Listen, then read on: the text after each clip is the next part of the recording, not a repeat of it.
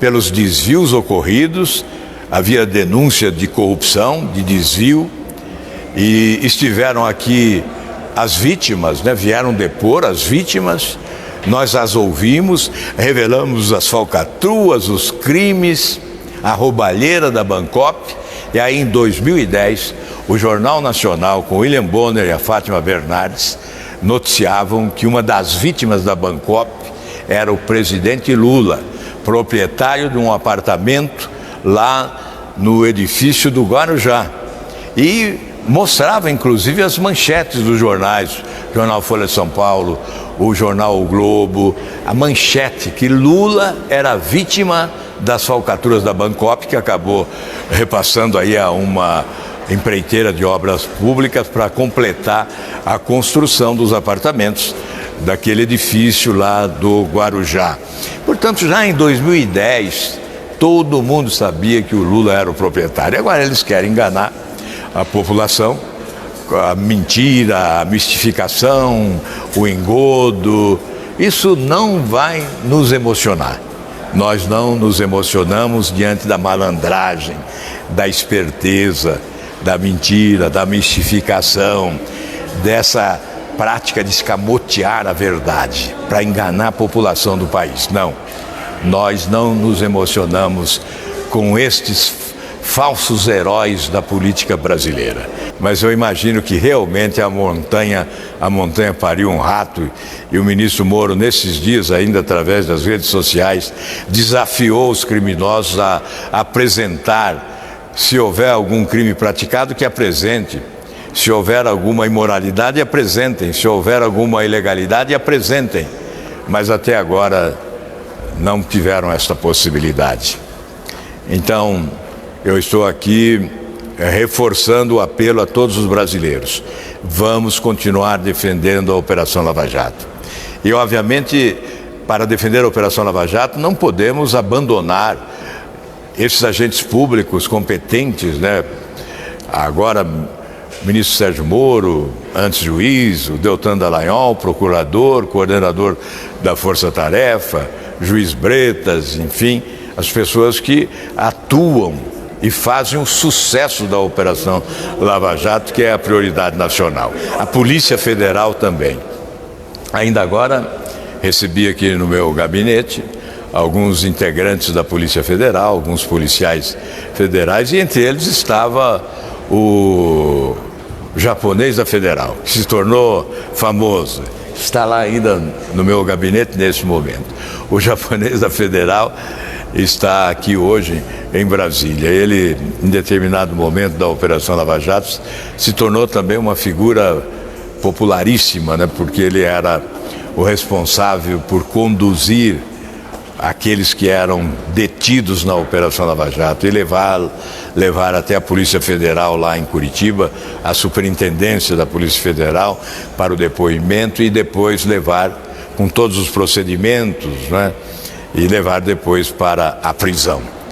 Por isso o japonês da Federal ficou essa figura popular no nosso país.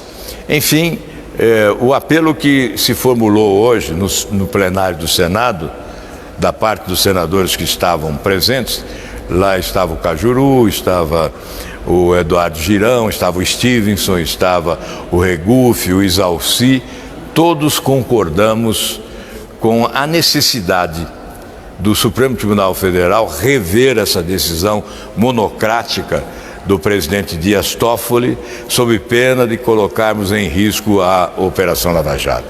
Dispensar a contribuição do COAF nas investigações não tem sentido. Não há como dispensar, é fundamental. Eu lembrei, inclusive, de episódios em que o COAF foi fundamental. Aliás, na Operação Lava Jato tem sido fundamental. A apresentação pelo COAF de uma operação financeira atípica leva a Justiça a autorizar a quebra do sigilo bancário.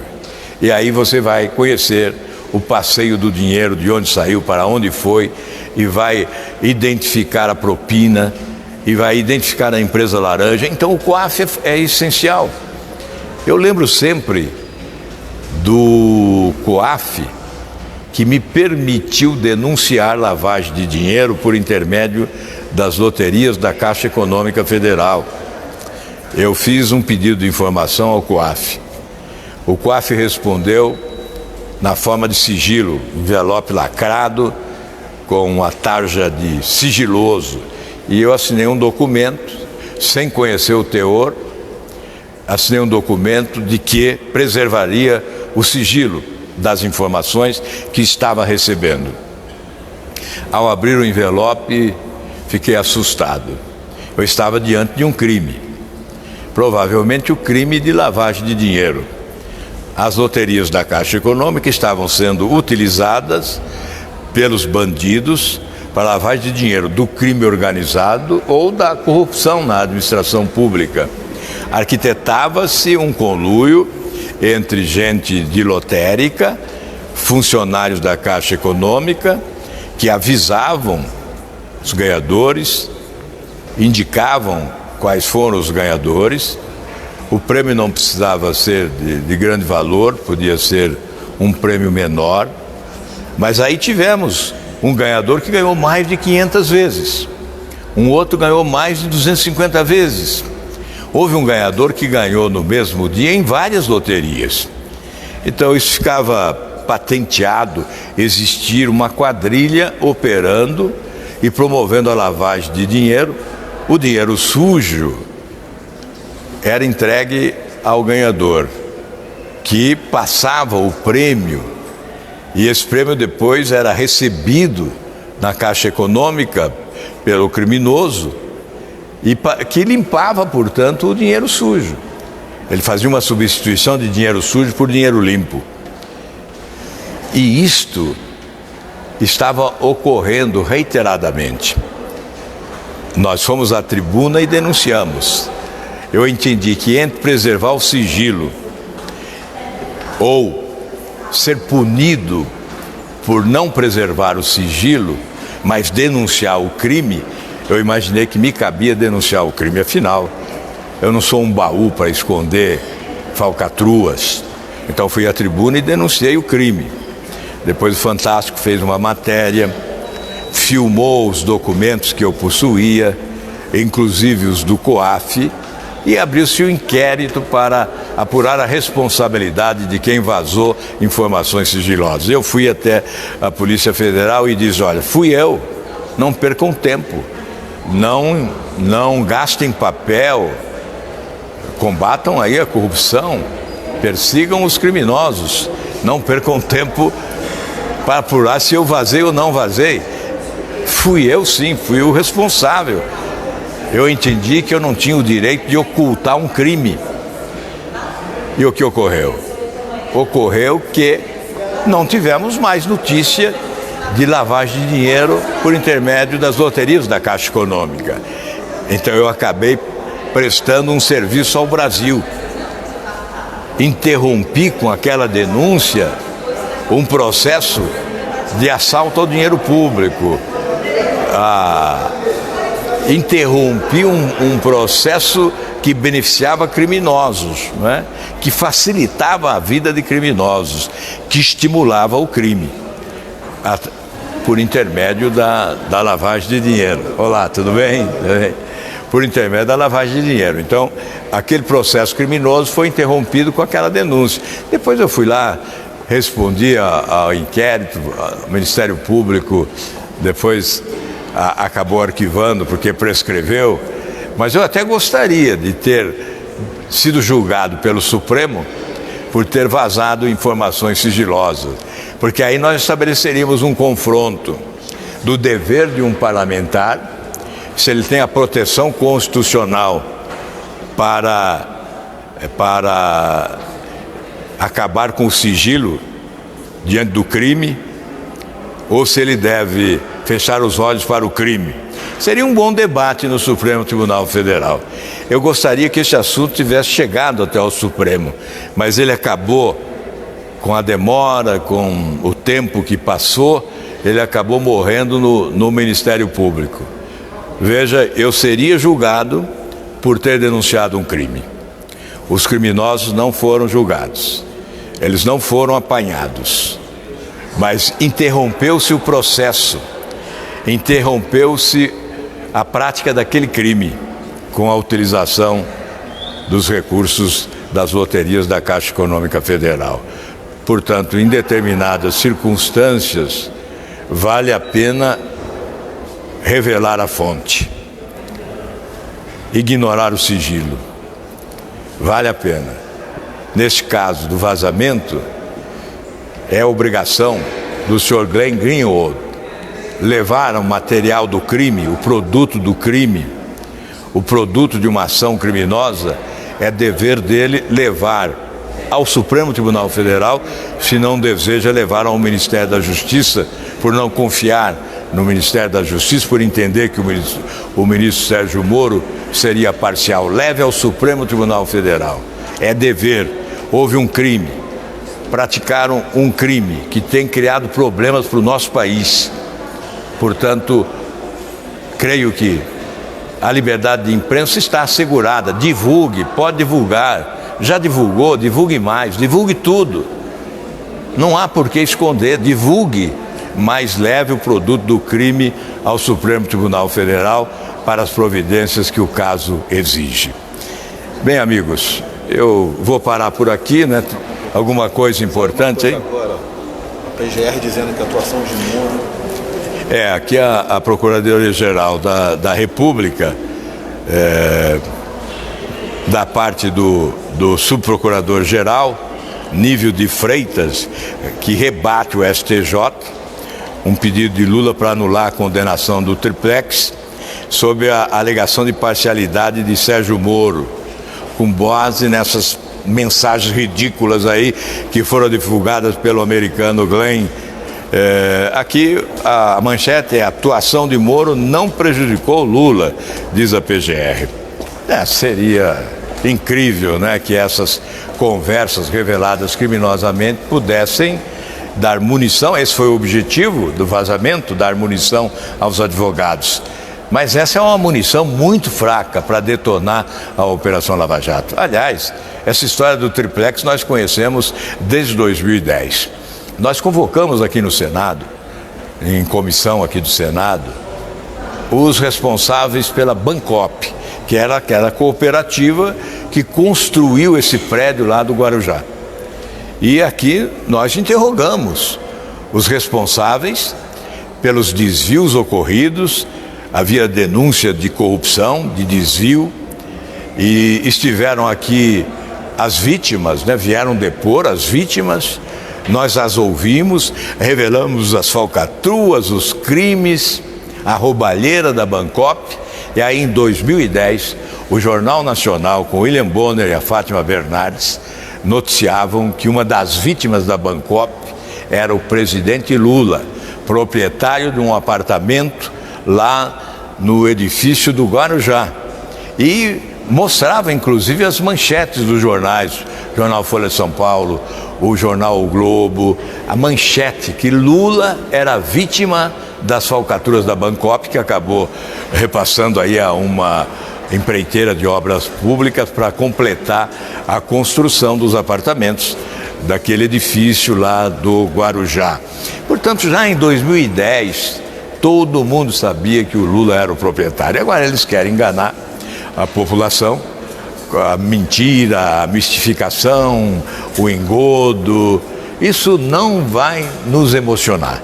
Nós não nos emocionamos diante da malandragem, da esperteza, da mentira, da mistificação, dessa prática de escamotear a verdade para enganar a população do país. Não, nós não nos emocionamos com estes falsos heróis da política brasileira.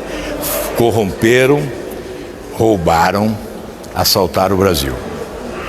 Ainda agora, tentaram, com esses vazamentos, dizer que um delator foi pressionado para delatar o presidente no caso do sítio de Atibaia. Eu disse, olha, vá lá, quem tiver dúvida, eu já fui, eu fui lá em Atibaia, estive lá um determinado dia com o Marcelinho Carioca, que tem lá um sítio, tem lá um ambiente de lazer, né? E eu fui com ele lá. Então é só ir a Atibaia e ir para a rua e falar com o primeiro, com o segundo, com o terceiro, com quantos aparecerem, e perguntem de quem é o sítio. Eles saberão dizer quem é o proprietário. E terão histórias para contar também sobre compras efetuadas pelos proprietários do sítio de Atibaia. Compras, enfim, determinadas ações que foram desenvolvidas, histórias sobre os finais de semana, o que ocorria lá, enfim.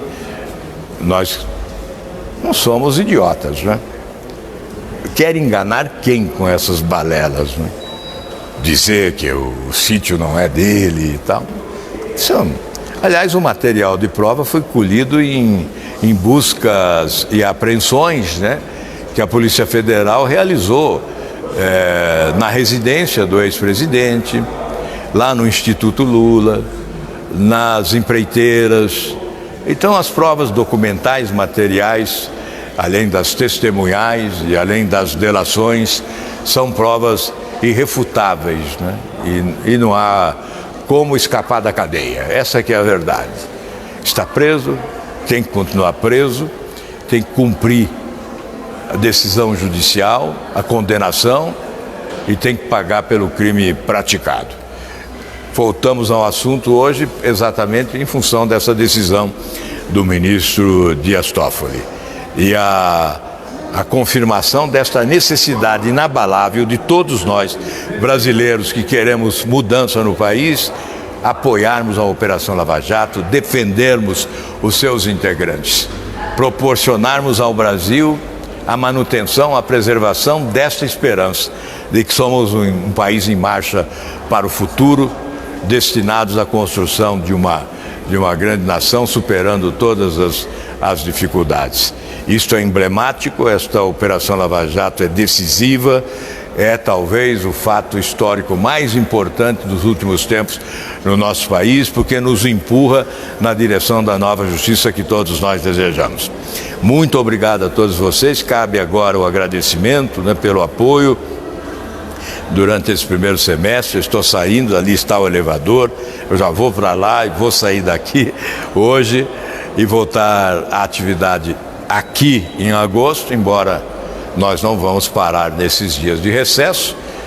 O nosso trabalho continua, de qualquer maneira, aqui ou fora daqui, mas voltaremos aqui em agosto para, no segundo semestre, decidirmos questões da maior relevância: a reforma da Previdência, a reforma tributária, o pacote anticrime, antiviolência e anticorrupção, a defesa da Operação Lava Jato de forma permanente e intransigente.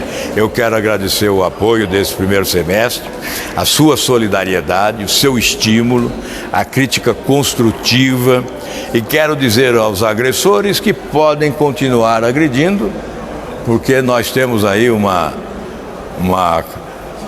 couro de jacaré, né? Pode bater forte de todos os lados. Eu apanho da esquerda, às vezes apanho da direita e vou caminhando adiante. É para frente que se caminha, não é nem para a direita e nem para a esquerda. Eu tenho certeza que alguém vai aparecer aí, não, direita e tal. É preciso endireitar o Brasil, sim.